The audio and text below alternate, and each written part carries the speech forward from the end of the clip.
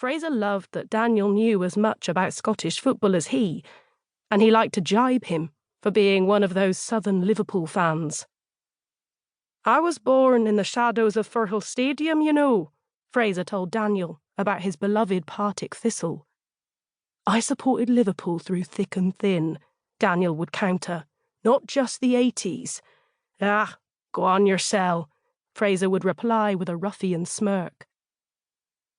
Fraser was solid, reliable, always dishing out pills at regular intervals, and the squeaking of his wheels brought respite and cheer from the turgid beeping of machines.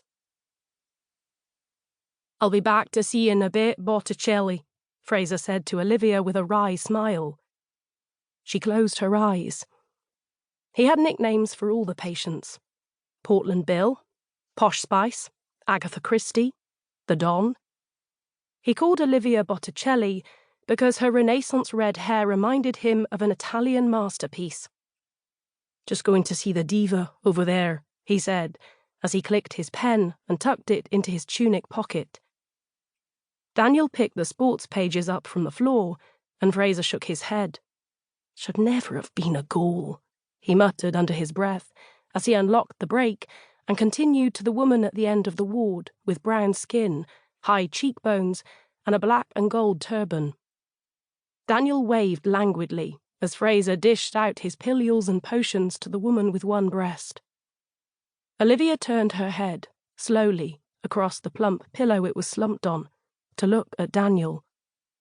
He gazed back like a tired and adoring child, and mentally noted how Olivia looked both young and old.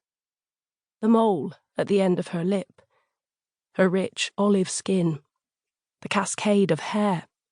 They usually made her look youthful and vibrant, but her skin was paper-thin and pale, wrinkled beyond the laughter lines. Today she looked 10 years older than she was. She squeezed Daniel's hand. "We've hit rock bottom, huh?" she said thoughtfully, the once flame-freckled lids of her eyes closing and opening in slow blinks. Daniel smiled, sat up and rearranged Olivia's hair so she didn't get hot.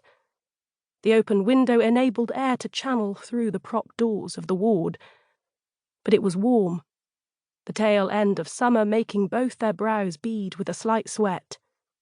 He pushed her hair back off her face. Rock bottom. It had been a long time since Daniel first heard Olivia say that, but he sighed and smiled, awash with relief, to see a spark of humour. She remembers. Although English was Olivia's mother's mother tongue, Olivia grew up in Italy, with English as a second language. Despite her fluency, she sometimes got things wrong, much to the amusement of Daniel and their daughters. "Budgie up," Olivia would say, if she wanted to squeeze in on the sofa. "It's a doggy-dog world," she would tell Flora, if she didn't get the part she wanted in the school play. "Don't pop your clocks," she would snap, when she wanted someone to calm down. Rock bottom. "This isn't rock bottom, my love," Daniel said, his face handsome and earnest. "Look around you. All this brilliant treatment. Not just Fraser and his wagon. The research Mimi is doing. The diet I've got everything ready for at home. I've been juicing like a bastard.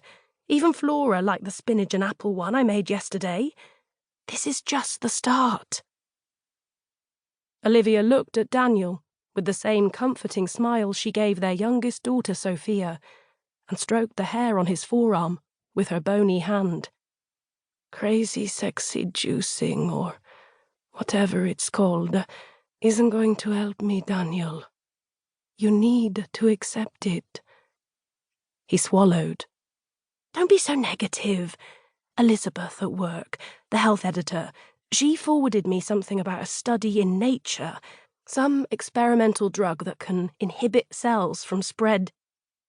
A slight woman with lighter red hair, in a soft basin-like style, walked back into the ward to Olivia's bed by the open doors. "Got them," she interrupted, thrusting a note.